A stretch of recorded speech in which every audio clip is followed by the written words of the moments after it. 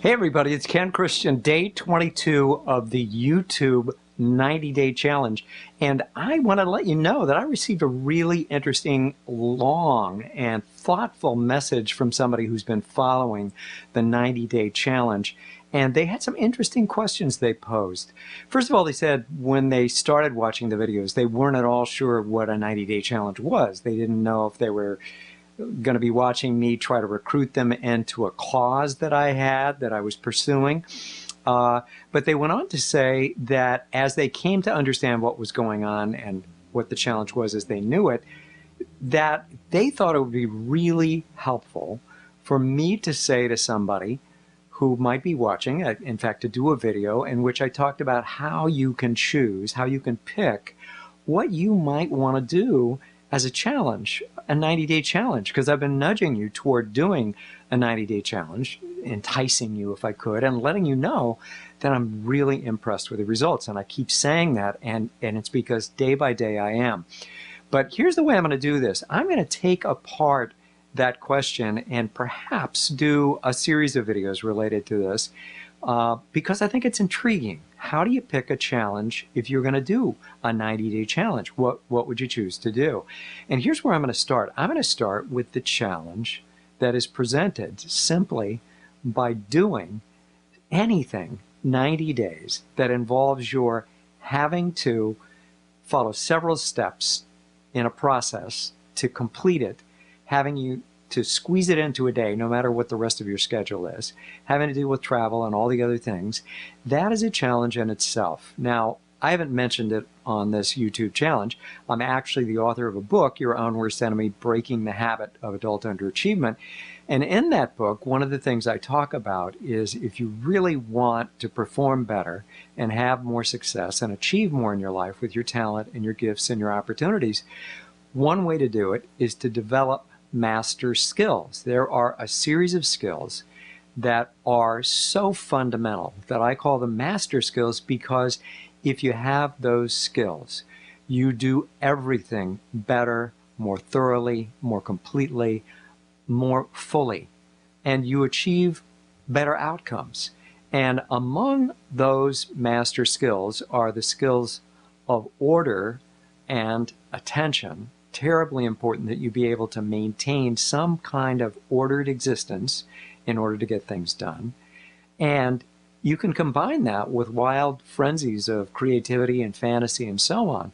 But underneath, there needs to be a structure of some kind that you keep that's orderly, because inner order and external order are terribly related. At least in my opinion, they are.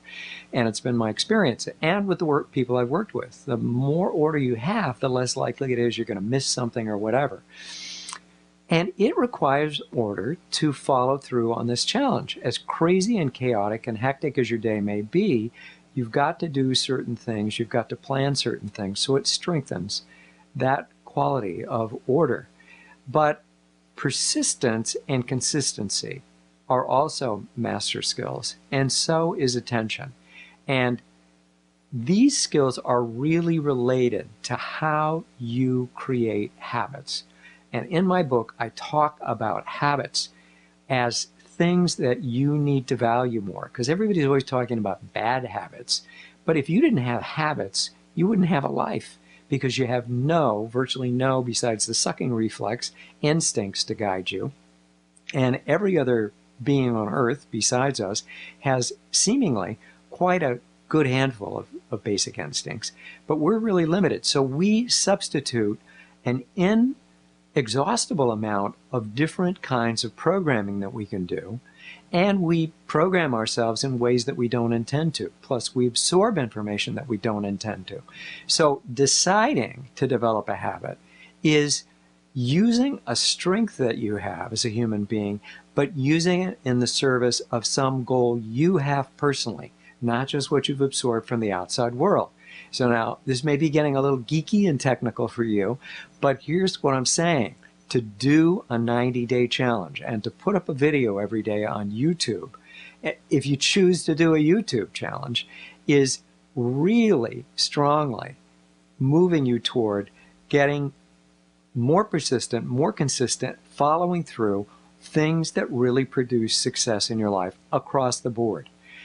But moreover, at a very basic level, if what you do in any way pertains to video, and these days on the internet, video and photos and content rule, if you don't know how to be in front of a camera, you can learn it in 90 days. You will get better and more comfortable staring at a little eye that's looking at you and talking into it as if somebody's right across from you.